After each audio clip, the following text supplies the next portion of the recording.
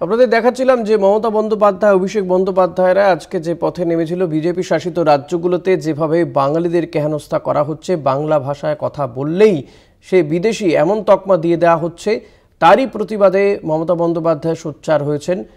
রাজ্যে রাজ্যে কিন্তু এই ধরনের ঘটনা দেখা যাচ্ছে। মমতা বন্দ্যোপাধ্যায় এরপরে ধর্মতলায় এসে যে বক্তব্য রাখেন, সেখানেও কিন্তু আগাগোড়া বিজেপি এবং কেন্দ্রীয় সরকারকে আক্রমণ করেন।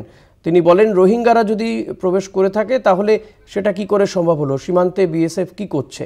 এবং তার আরও বক্তব্য যে অঘোষিত সুপার এমার্জেন্সি চালু করেছে মোদী সরকার, রাজ্যে রাজ্যে ভোটারদেরকে বাদ দেওয়ার কাজ চলছে। বিশেষ করে বিহারে যে স্পেশাল ইন্টেন্সিভ রিভিশন চলছে SIR, এবং তার বিরুদ্ধেও কিন্তু মমতা বন্দ্যোপাধ্যায় সোচ্চার হয়েছে।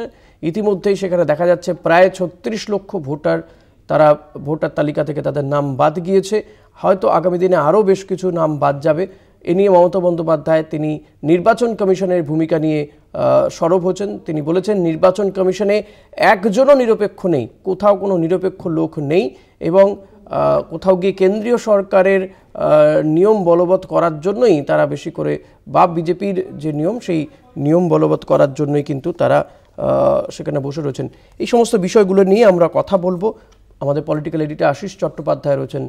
আশিস দা, মমতা বন্দ্যোপাধ্যায়ের যে বক্তব্য, তিনি একদিকে যেমন বিভিন্ন রাজ্যগুলোতে যেভাবে বাঙালিদেরকে হেনস্থা করা হচ্ছে, যেখানে অসমের মুখ্যমন্ত্রী বলে দিচ্ছেন যে বাংলা মাতৃভাষা হলেই সে বিদেশি, তা নিয়ে সোচ্চার হলেন।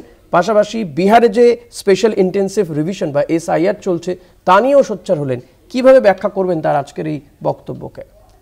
দেখো, সারা দেশ জুড়ে যে উদ্বেগজনক খবর আসছে, যেখানে বাংলা ভাষায় কথা বললে বা বাঙালি হলে তাদেরকে নানা রকম নির্যাতন, এমনকি বাংলাদেশে জোর করে পুশব্যাকের ঘটনা ঘটছে, সেখানে পশ্চিমবঙ্গের মুখ্যমন্ত্রীর একটা জরুরি বার্তা দেওয়ার দরকার ছিল। সেই বার্তাটা কেবলমাত্র বাংলাভাষী মানুষদের জন্যই নয়, বার্তাটা দেয়া দরকার ছিল সারা দেশের প্রতি, দেশের কেন্দ্রীয় সরকারের প্রতি, যে এই ব্যাপারটা লক্ষ্য করছে বাংলার সরকার, পশ্চিমবঙ্গের সরকার, এবং এই ব্যাপারটা কিছুতেই মানবে না পশ্চিমবঙ্গের সরকার। দরকার হলে এর বিরুদ্ধে আন্দোলন আরও তীব্র করা হবে। এই যে বার্তাটা দেবার দরকার ছিল পশ্চিমবঙ্গের উচ্চতম রাজনৈতিক স্তর থেকে, সেই বার্তাটাই আজকে মমতা বন্দ্যোপাধ্যায় দিয়েছেন। যদিও মিছিলটা তৃণমূল কংগ্রেসের মিছিল ছিল, কিন্তু শেষ পর্যন্ত মমতা বন্দ্যোপাধ্যায় তৃণমূল কংগ্রেসের সুপ্রিমো হলেও তিনি রাজ্যের মুখ্যমন্ত্রী। সুতরাং বার্তার যে রাজনৈতিক গুরুত্ব, সেই গুরুত্বকে সেভাবেই নিশ্চয়ই দেখা হবে, এটা স্পষ্টই বোঝা যায়। মিছিলে বিপুল পরিমাণ লোক হয়েছিল, অসংখ্য লোক এসেছিলেন, এবং এর থেকে বোঝা যায় যে এটা নিয়ে বাঙালির যে আবেগ, সেই আবেগে একটা আঘাত লেগেছে, এবং সেই আঘাতটাকে সামনে রেখেই মমতা বন্দ্যোপাধ্যায় কিন্তু আরও গুরুত্বপূর্ণ রাজনৈতিক বার্তা দিয়েছেন।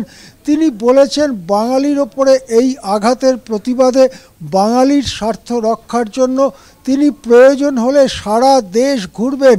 এটা খুব গুরুত্বপূর্ণ, কেননা দেশের প্রায় সব রাজ্যে ভালো সংখ্যায় বাঙালি রয়েছেন, এবং তাদের যদি ভাষা বলার জন্য, বাংলা ভাষী হবার জন্য তাদের ওপরে অত্যাচার নেমে আসে, এমনকি বাংলাদেশে পুশব্যাকের মতো ঘটনাও যদি ঘটতে থাকে, বাংলার মুখ্যমন্ত্রী যে কেবলমাত্র নবান্নে বসে থাকবেন তা নয়, তিনি দরকারে দেশের সমস্ত রাজ্যে যেতে পারেন, এবং দরকারে সেখানে যেটা বলা হয় যে স্ট্রিট ফাইট, রাস্তায় দাঁড়িয়ে আন্দোলন করার, লড়াই করা, সেই লড়াইয়ে তিনি নামতে পারেন।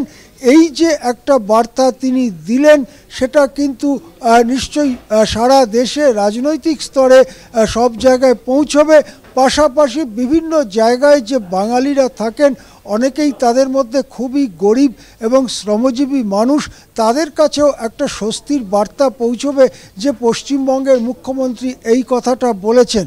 পশ্চিমবঙ্গের মুখ্যমন্ত্রী হিসেবে মমতা বন্দ্যোপাধ্যায় আরও একটি কথা বলেছেন গুরুত্বপূর্ণ, যে এমন একটি বিজ্ঞপ্তির কথা তিনি বলেছেন যেটা নাকি চলতি বছরের ফেব্রুয়ারিতে দেওয়া হয়েছে, যেখানে বাঙালি দেখলেই তাদেরকে ডিটেনশন করা, তাদেরকে ধরে রাখা, জেলে রাখা, এইরকম একটি বিজ্ঞপ্তি নাকি কেবলমাত্র বিজেপি শাসিত রাজ্যগুলোতে পাঠানো হয়েছে কেন্দ্রের পক্ষ থেকে। এই ব্যাপারে নিশ্চয়ই আরও বেশি খোলসা হবে আগামী সময়ে। হ্যাঁ, অনেক ধন্যবাদ আশিস দা।